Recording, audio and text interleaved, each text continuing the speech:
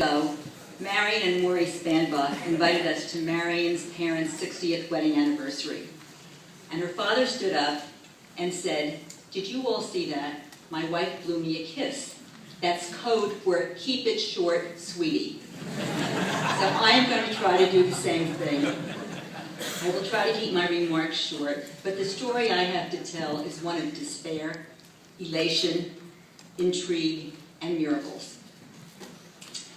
Although I am the one standing here, I stand on the shoulders of the Capital Campaign Committee, composed of savvy and truly wonderful people, on the shoulders of 560 donors, many of whom are in the audience tonight, who simply would not let us fail, and certainly on the shoulders of our incredible anonymous donor, who I hope is in the audience, though I have no way of knowing.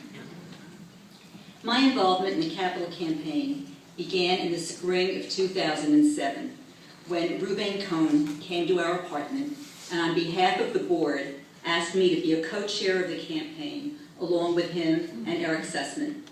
He told me that the goal of the campaign was a staggering $10 million. I took a deep breath and swallowed, but Stanley laughed and said that what came to his mind was Jack Benny's classic response, "Whoops." Early on, we asked Bruce Ritholtz to join our committee, clearly one of our better moves, and it soon became apparent to the four of us that this campaign was defying many of the traditional rules of fundraising. For example, our three largest gifts, two of which were in the seven figures, were from non-members who had only indirect associations with LSS. A basic rule of fundraising is to ask the donor to consider a gift of a specific amount. We never did that. It is extremely rare for a synagogue to have a capital campaign without instituting an assessment. The going amount seems to be $7,500 to be paid over 3 years. It would have made our lives easier to assess, but we decided not to.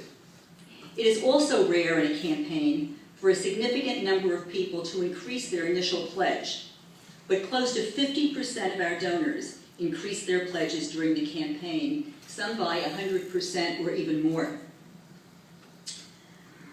By Labor Day 2010, we had pledges of $7 million, despite the nation being in a recession, and we were feeling pretty confident that with some hard work we could raise the remaining $3 million. And then came the news that what we owed in construction costs was more than we had available, and construction came to a halt. For 2 months, the LSS community experienced a sadness that even now is indescribable. Our current building had been sold, our new building was less than 50% done, and we were out of money. We were in despair.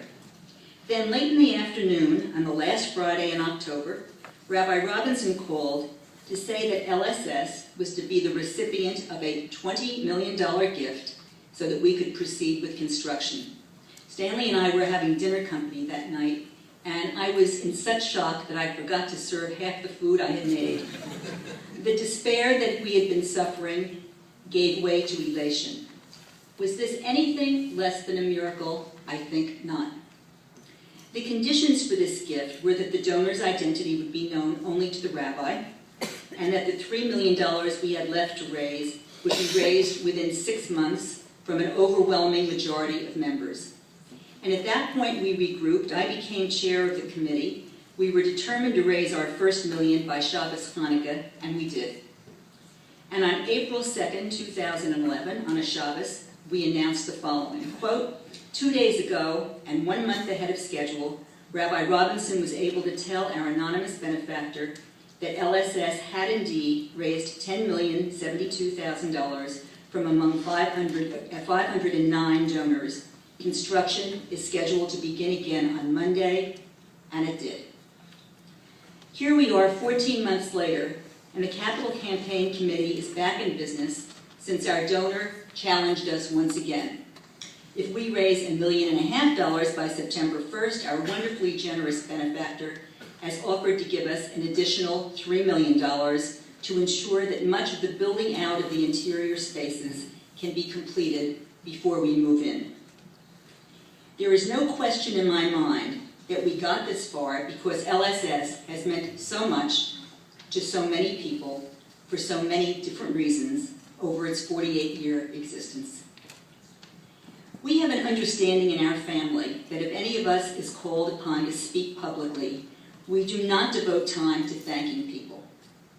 But if I were to thank people,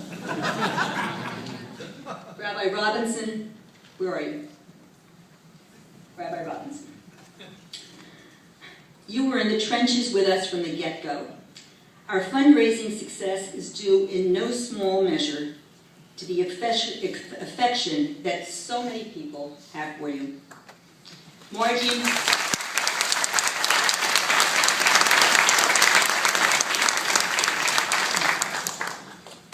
Margie and Perry Davis gave unstintingly of their time and their popcorn. Their professionalism and familiarity with the shul was an enormous help to us. I called on Marilyn Osgood's institutional memory and enthusiasm for this project many times, and she was always one step ahead of me.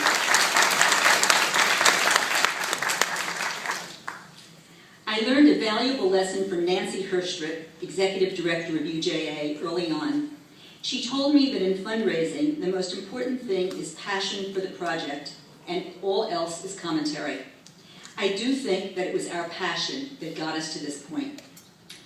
And to our benefactor, you obviously thought that it was imperative that LSS continue to be a bastion of modern orthodoxy.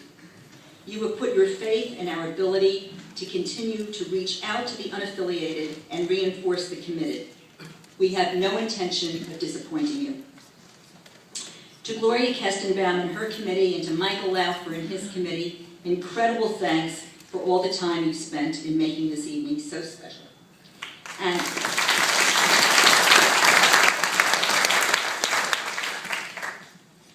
to Jeff and Esther, and to the Ozabels, Mazel Tov. I'd like to end on a personal note. I'm going to say something to my grandchildren, Joe, Jessie Jean, and Ita. And I hope they remember it when they think about tonight. Kids, you come from a family where your great-grandfather, my father Joe, your grandfather, my husband Stanley, your father, my son Joshua, your grandpa, all three of those were were presidents of their shuls. Your grandpa Mel, who was the chair of Ramah's Board of Trustees. Your grandma Carol, who was recently honored for her incredible work in Joffa. Your mother, Amanda, who is a highly esteemed history teacher at the Ramah's Upper School. One might even argue that you have Jewish leadership in your DNA. And I hope that when you do get involved, you will find the same thing I found, that whatever you give is insignificant to what you get back. Thank you all very, very much.